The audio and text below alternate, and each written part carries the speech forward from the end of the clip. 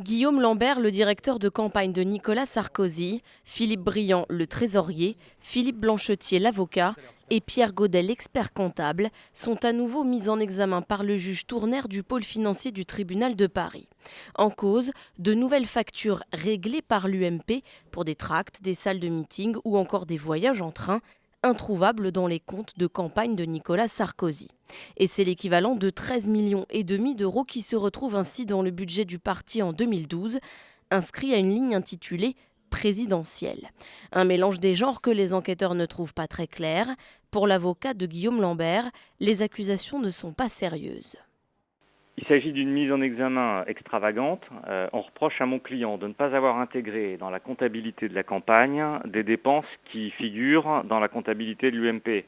La vérité, c'est qu'il s'agit de factures établies pour des prestations qu'il n'a pas demandées, qui ont été exécutées par des sous-traitants qu'il ne connaît pas, qui ont été payées avec des fonds qu'il ne détenait pas et qui ont été intégrées dans une comptabilité à laquelle il n'avait pas accès.